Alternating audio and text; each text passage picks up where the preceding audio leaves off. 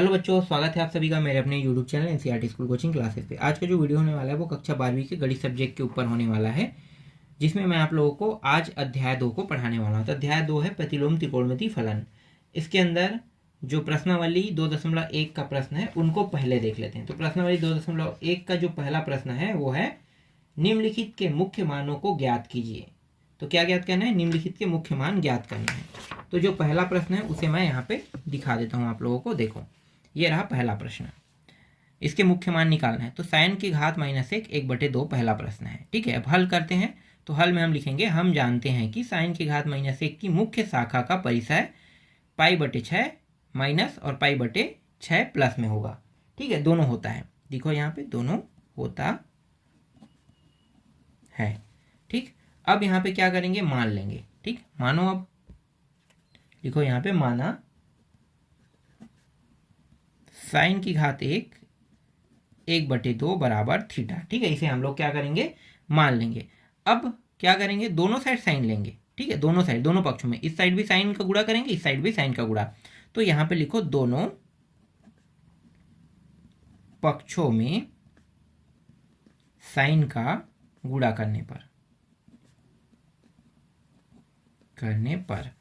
तो इस साइड भी साइन ले रहे हैं, तो साइन ये रहा। इसको एक को कोष्टक के अंदर लिख लो, साइन की घात -1 1/2। इस तरीके से मंझला कोष्टक या बड़ा कोष्टक आप इसे दे सकते हो, इसे बड़ा कोष्टक भी बना दो। ठीक, इस साइड भी साइन ले रहे हैं तो ये साइन थीटा हो जाएगा। ठीक है, अब देखो, ये साइन का प्लस में है और ये वाला साइन माइनस में है। ठीक है, तो दोनों, अगर ध्यान देना, दो साइन आपको दिखाई दे रहा है, एक क्या है? प्लस में, एक माइनस में है। तो घात क्या होते हैं? अक्सर जुड़ जाते हैं, पता है ना? घात क्या होते हैं? जुड़ जाते हैं। तो यहाँ पे लिखो, साइन की घात +1 और एक क्या है? -1। ठीक है, इसके बाद क्या दिया? 1/2। मैं आपको पूरा विस्तार से समझा रहा हूँ ये कैसे होता है वो। फिर ये साइन थीटा। तो देखो, यहाँ पे साइन की घात क्या है? एक प्लस में, एक माइनस में, दोनों घट के क्या हो जाएगा? 0। तो ये पूरा मान किसके बराबर हो जाएगा? 1 के बराबर। 1 के बराबर होगा कि नहीं? होगा ना। ये पूरा मान 1 के बराबर हो जाएगा। तो 1 इसके जगह लिख लेते हैं, फिर गुणित 1/2, फिर साइन थीटा। आगे जब मैं इसे हल करूंगा तो 1 का गुणा इसके साथ होगा, तो 1/2 बस मुझे क्या होगा? प्राप्त होगा। फिर साइन थीटा। अब देखो, ये जो साइन थीटा दिया हो ना, साइन थीटा मतलब साइन के कितने अंश में 1/2 होता है, ये मुझे बताओ। साइन के कितने अंश में 1/2 होता है? तो साइन के ये कितने अंश में 1/2 होता है? 30 अंश में, है ना? 30 अंश में होता है ना। ठीक है, 30 अंश में होता है। अब ये जो 30 अंश है, इसको कैसे लिख सकते हैं? थोड़ा ध्यान देना। 30 अंश को कैसे लिख सकते हैं? देखो, π/, के रूप में लिखना है। तो 30 अंश को हम लोग, देखो, 180, यहाँ पे लिखो 180 बटे कितना करोगे? 6 करोगे। ठीक है, 6 कम 6 तिया 30 आ रहा है, यहाँ पे 30 आ रहा है। तो ये 6 जो है, ये 6 से भाग जा रहा है, और ये क्या है? पाई है। तो 180 अंश को हम क्या लिखते हैं? पाई लिखते हैं। ठीक है, पाई, और नीचे में क्या है? 6। तो ध्यान देना, इसको हमने 6, एक मिनट, ये क्या है? पाई है, तो ये पाई हो गया, और नीचे किसने से भाग दे रहा है? 6 से। तो π/6 लिख सकते हैं कि नहीं लिख सकते हैं? बिल्कुल लिख सकते हैं ना। समझ में आ गया? 30 अंश को हम क्या लिख सकते हैं? π/6 लिख सकते हैं। तो यहाँ पे मैं क्या लिखूंगा? π/6 लिखूंगा, है ना। कब π/6 लिखूंगा? अभी लिखूंगा कि बाद में लिखूंगा? ठीक है, π/6 कब लिखूंगा? π/6 यहाँ पे मैं लिखूंगा साइन के साथ, साइन π/6, क्योंकि ये जो 1/2 तुम्हें दिखाई दे रहा है ना, ये साइन के 30 अंश में होता है। तो साइन के 30 अंश में होता है, तो हम इस 1/2 को इस फॉर्म में लिखते हैं। साइन के साथ लिखेंगे π/6। ठीक है, और यहाँ भी क्या है? साइन थीटा है। ये साइन और ये साइन कट जाएगा, बचेगा क्या? π/6 बराबर थीटा। यही क्या है? आपके प्रश्न का उत्तर है। समझ में आ गया? आपके प्रश्न का उत्तर। ये प्रश्न जो है एग्जाम में सिर्फ आपको 2 नंबर में देखने को मिलेगा, क्योंकि ये जो अध्याय है ना, इस अध्याय से आपको 1 नंबर और 2 नंबर के प्रश्न देखने को मिलेगा। कुल मिला के 3 अंक के प्रश्न आएंगे। तो छोटे छोटे प्रश्न जितने भी है, उतने छोटे छोटे प्रश्न जितने तुम्हें दिखाई दे रहा है, उन सभी छोटे छोटे प्रश्नों का सिर्फ आपको क्या करना है? प्रैक्टिस करके रखना है। ठीक है, ये समझ में आ गया? अगर ये समझ में नहीं आया तो एक प्रश्न और हल कर लेते हैं। देखो, दूसरा प्रश्न, इसको भी मैं विस्तार से तुम लोगों को बता देता हूं। ठीक है, तो दूसरा प्रश्न है, कॉस की घात माइनस 1 1/2। जो भी कंफ्यूजन है ना विस्तार से बताने से खत्म हो जाता है। ठीक है, अब यहाँ पे हम लोग क्या लिखेंगे, हम जानते हैं। फिर से लिखेंगे ना, हम जानते हैं, तो लिख लो हम जानते हैं। इसे लिखने की जरूरत नहीं है, परीक्षा हाल में तुम्हें इसे लिखने की जरूरत नहीं है। ठीक है, डायरेक्ट हल कर सकते हो। मैं यहाँ पे तुम्हें बस अभी बता रहा हूँ विस्तार से बताने के चक्कर में।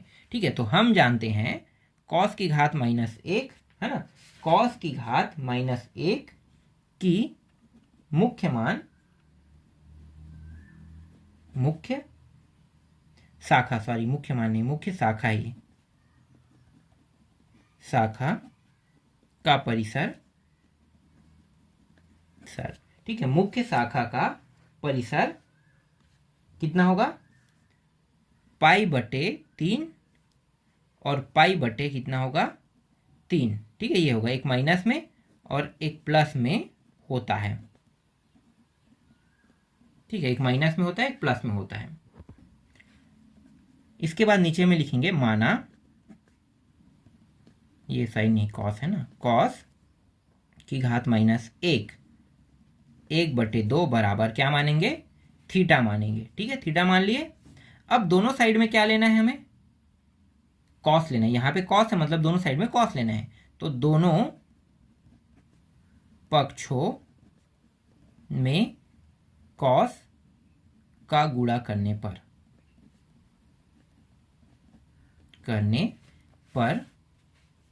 ये हो जाएगा कॉस, कोष्टक के अंदर ले लो, बड़ा कोष्टक के अंदर, फिर कॉस की घात माइनस 1 1/2 और फिर कोष्टक बंद, फिर यहाँ भी कॉस लेंगे तो ये कॉस और ये क्या हो जाएगा, थीटा हो जाएगा। ठीक, अब यहाँ पे देखो एक कॉस प्लस में एक कॉस माइनस में है, मतलब कॉस जो है एक प्लस में है एक माइनस में है। फिर क्या दिया है, 1/2 दिया हुआ है, और इस साइड क्या है कॉस थीटा, जैसा वैसा लिख लेंगे। तो एक प्लस और एक माइनस, मतलब ये क्या हो जाएगा, कॉस का 0 अंश होगा ना, और 1/2 और ये कॉस थीटा।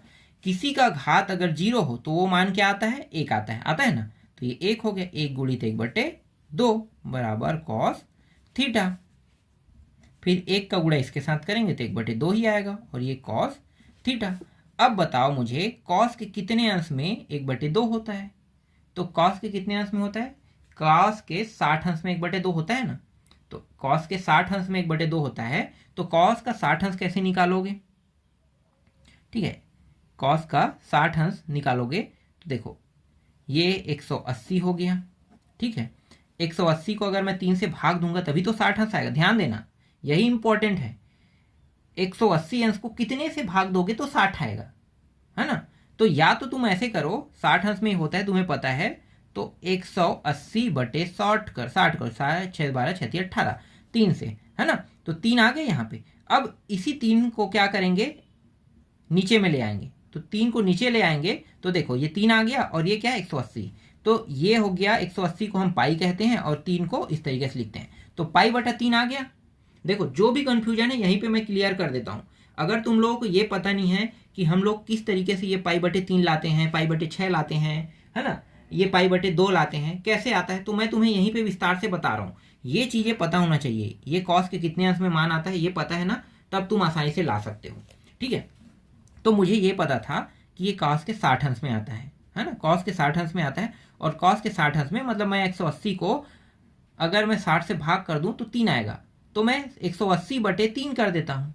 ठीक है, 3 आएगा तो 180/3, तो 180 को मैं पाई लिखता हूँ और 3 को नीचे में लिख देता हूँ, तो π/3 आ जाएगा। तो यहाँ पे मैं क्या लिखूंगा, कॉस π/3। ठीक है, कॉस को भी लिखना है, जैसे इससे पहले वाले मैंने साइन लिखा था वैसे ही यहाँ भी कॉस को भी लिखना है। ठीक, फिर ये कॉस थीटा। अब देखो यहाँ भी कॉस यहाँ भी कॉस, दोनों में कॉस है। ठीक है, दोनों में कॉस है, तो दोनों में कॉस है तो ये और ये, ठीक है, दोनों में प्लस में है, दोनों प्लस में, इसलिए कट गया, बचा क्या π/3 और ये रहा थीटा। यही क्या है, आपके प्रश्न का उत्तर है। विस्तार से समझा दिया, समझ में आया। ठीक है, दूसरा भी समझ में आ गया होगा। और कोई प्रश्न देखे, चलो एक और प्रश्न देख लेते हैं। इस बार मैं एकदम विस्तार से नहीं बताऊंगा लेकिन प्रश्न देख लेते हैं। ठीक है, तीसरा प्रश्न देखो, ये रहा 10 -1 और ये क्या है 1/3 है है ना, 1 बटे ये करनी 3 है, ठीक है, ये पूरा कोष्टक में, ठीक है, इसको पूरा कोष्टक में ले लो, ठीक। अब डायरेक्ट मैं लिखूं, हम जानते हैं लिखने की जरूरत तो नहीं है ना, ठीक है, हम जानते हैं लिखने की जरूरत नहीं है, अगर लिखना चाहो तो लिख सकते हो, ठीक। यहाँ पे डायरेक्ट मैं लिख लेता हूँ, ये मज़ेदार नहीं लग रहा है मुझे, अच्छे से लिखते हैं, कॉस की घात -1 1 बटा करनी 3 ये कोष्टक में इस तरीके से, ठीक। हल लिखो, हल माना 10 की घात -1 1 करनी 3 ये रहा, इसके बराबर क्या मानेंगे, थीटा मानेंगे, ठीक है। ये कट जाएगा, पता है ना कैसे कटेगा, दोनों पक्षों में क्या लेंगे, 10 लेंगे तो कट जाएगा, तो दोनों पक्षों में 10 ले लेते हैं, चलो लिखो, वो मैं लिख नहीं रहा हूँ, ठीक है, समझ में आ गया है, तो मैं यहाँ पे ले लेता हूँ डायरेक्ट 10 ले लेते हैं यहाँ पे बड़ा कोष्टक, फिर 10 की घात -1 1 करनी 3 ये रहा, और इस तरीके से यहाँ भी 10 थीटा, ये और ये कट गया, बचा क्या, 1 करनी 3, ये भी पता चल गया कैसे कटेगा, और यहाँ पे क्या आएगा 10 थीटा आएगा, है ना, जैसा वैसा ये रहेगा।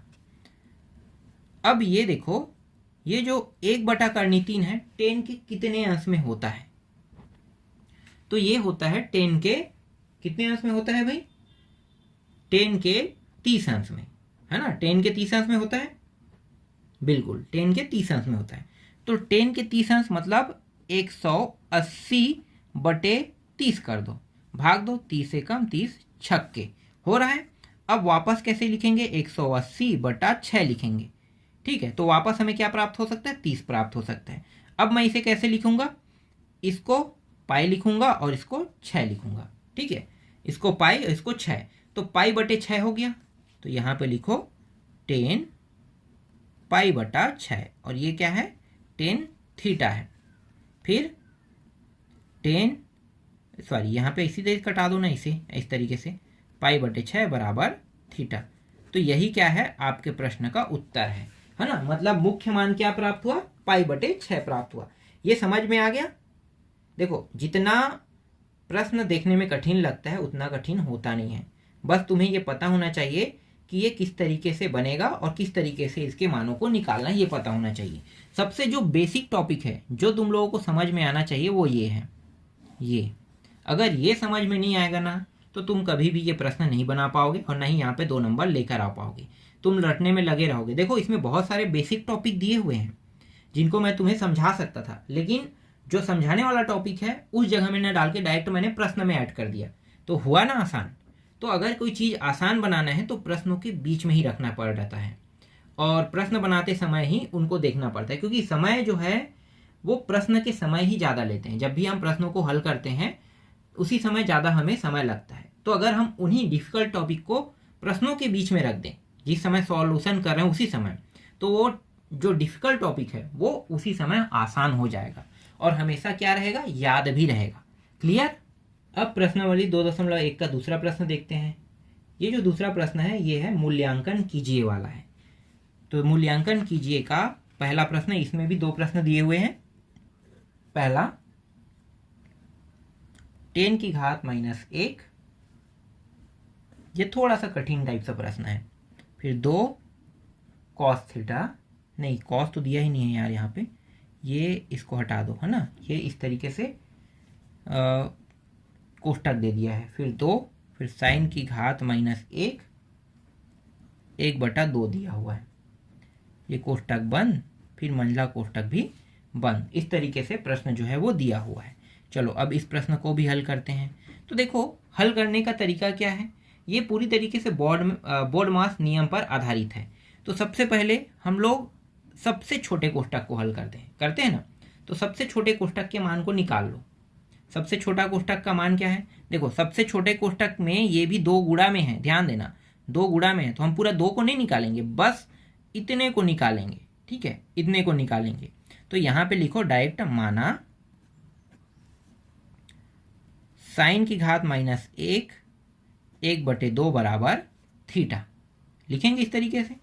अब क्या करेंगे, दोनों पक्षों में साइन ले लेते हैं, तो साइन ले लेंगे। शॉर्टकट करूं, ये प्रश्न मैंने 3 बना दिया है, तो 3 बना दिया, तुम लोगों को पूरा समझ में आ गया, तो शॉर्टकट करते हैं, है ना। जब भी तुम लोग प्रश्नों को हल करोगे तो पूरा लॉन्ग कट में करना, मैं अभी शॉर्टकट में कर रहा हूं। तो यहाँ पे क्या करेंगे, ये जो साइन है इस तरीके से साइन की घात -1 1/2 बराबर साइन थीटा, इस तरीके से लिखेंगे। तो ये और ये कट जाएगा। क्यों कटेगा पता चल गया, ये प्लस में ये माइनस में, इसलिए कट जाएगा। यहाँ पे बचे क्या 1/2 और यहाँ पे साइन थीटा। ठीक, अब बताओ मुझे साइन के कितने अंश में 1/2 होता है। तो ये होता है साइन के 30 अंश में 1/2 होता है। सबको पता है ना साइन के कितने अंश में होता है, 30 अंश में। तो 180 को कितने से भाग दे देंगे, 30 से।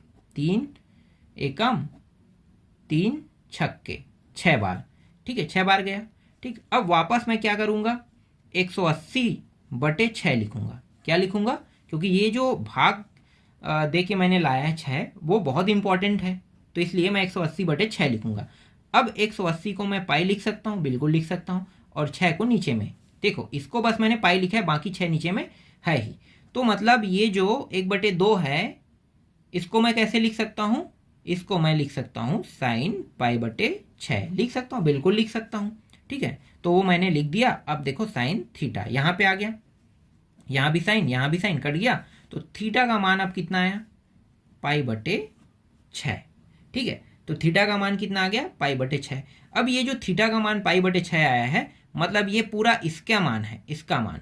ठीक है, तो इसके जगह पे थीटा रख रहे हैं, तो इस पूरे के जगह पे अगर मैंने थीटा रखा तो ये पूरा क्या बन गया, थीटा। तो थीटा बन गया है, तो थीटा अगर बन गया तो थीटा के जगह पे अगर मैं इस π/6 को रखता हूँ, ठीक है, थीटा की जगह में π/6 रखता हूँ, तो ये क्या करेगा, 2 के साथ गुणा करेगा। समझ में आ गया। तो यहाँ पे लिखो 10 की घात -1 फिर 2 कॉस, फिर 2 गुणित क्या लिखेंगे, π/6। समझ में आ रहा है ना मैं क्या बता रहा हूँ। 2 एकम 2 तिया कट गया, π/3 आ गया। अब आगे फिर इसे हल करो, 10 की घात -1 2 कॉस π/, कितना है, 3 है। ठीक है, π/3 इस तरीके से आगे हल करो। तो देखो ये जो कॉस π/3 है, ध्यान देना, कॉस π/3 है, ये जो कितने अंश है उसमें होता है, पहले ये निकालना है। तो वापस हम क्या करेंगे, 180/3 करेंगे, क्योंकि पाई का मान कितना होता है 180। तो 180 बटा मैंने 3 किया, 3 एकम 3 छक्के 6 शून्यम 60 अंश, 60 अंश आ गया। तो ये कॉस के 60 अंश में मान कितना होता है। अब त्रिकोणमिति जो सारणी है उसकी जरूरत पड़ रहा है। तो कॉस के 60 अंश में कितना होगा, 1/2 होगा कि नहीं, ये मुझे बताओ। होगा ना, 1/2 होगा। तो यहाँ पे मैं क्या करूँगा, 1/2 लिखूंगा, इस पूरे के जगह में 1/2। तो ये 10 की घात -1 2 गुणित 1/2। अब यहाँ पे कोष्टक जो है मंझला से बदल के छोटा कर लेते हैं, 1/2। तो 2 एकम ये दोनों भी कट गया, बचा क्या, 10 की घात -1 और यहाँ पे एक बस जो है वो बचा है। ठीक है, एक बस बचेगा। अब फिर से क्या करेंगे, मानेंगे। ठीक है, फिर से मानेंगे। ठीक है, तो फिर से क्या मान रहे हैं, देखो अभी हमने थीटा माना, अब थीटा की जगह कुछ दूसरा मान लेते हैं, इस बार एक्स मान लेते हैं। ठीक है, क्योंकि एक बार हमने थीटा मान लिया है तो दूसरी बार हम थीटा नहीं मानेंगे, है ना। तो थीटा की जगह में हम क्या मान लेते हैं, एक्स मान लेते हैं। ठीक है, तो ये जो 10 की घात -1 और ये एक्स, अब आगे हल करते हैं। तो देखो ये हो जाएगा 10, क्योंकि दोनों पक्षों में 10 लेंगे तभी तो बनेगा ना। तो 10 और 10 की घात -1 और 1, और ये रहा 10x। ये दोनों कट जाएगा, प्लस माइनस होने के कारण 1 बचेगा, और ये 10x है ना। और x सिर्फ थीटा की जगह में आया, क्योंकि एक बार हमने थीटा मान चुके हैं। तो 10x है, तो इस 10x है ना, 10x के कितने अंश में 1 होता है, ये मुझे बताओ। ये कितने अंश में होता है, ये होता है π/4, मतलब 45 अंश। ठीक है, तो मुझे ये पता है कि 45 अंश में होता है। तो 45 अंश को हम कैसे लिखेंगे, 180 और ये 45, इस तरीके से भाग दे के निकाल लेते हैं। तो ये हो जाएगा 4। ठीक है, 45 दूनी 90 और 9 दूनी 18, मतलब 4 आ गया। तो 180/4 लिखेंगे, तो π/4, ये 6 लिख रहा हूँ 4, तो π/, क्या आ जाएगा, 4 आ जाएगा, आएगा ना, π/4। तो यहाँ पे मैं क्या लिखूंगा, π/4, और यहाँ पे 10 भी लिखूंगा क्योंकि ये 10 वाला है और यहाँ पे क्या है 10x दिया हुआ है, ये 10 और ये 10 कट जाएगा तो ये पाई बटे यहाँ पे 4 बराबर x, यही क्या है हमारे प्रश्न का उत्तर है। ठीक है, हमारे प्रश्न का उत्तर क्या है पाई बटे 4। तो थीटा कहो या फिर x कहो, ठीक है, क्योंकि हमने थीटा की जगह में x माना है तो यहाँ पे पाई बटे 4 जो है हमारा उत्तर है। अगर आपको मिलाना है तो उत्तर मिला लेना, सेम आपको पाई बटे 4 ही उत्तर में मिलेगा। अब एक प्रश्न और है इसमें, ठीक है, दूसरा प्रश्न है जिनको तुम लोगों को खुद बना के देखना है। कौन सा प्रश्न है दूसरा, मैं यहाँ पे लिख देता हूँ, चलो इतने बड़े डिब्बे में बस लिख देता हूँ, छोटा सा प्रश्न है दूसरा प्रश्न। सभी प्रश्नों को मैं नहीं बता पाऊंगा इसलिए मैं यहाँ पे दे रहा हूँ तुम लोगों को। तो साइन की घात -1 1/2 ये तो बन जाएगा, इसको मैंने बना के भी दिखाया है ना, कितना आएगा पता है। इसके बाद 2 साइन की घात -1 1/2। ठीक है, इस प्रश्न को अब बना के देखना, ये तुम लोगों के लिए होमवर्क टाइप सा प्रश्न है।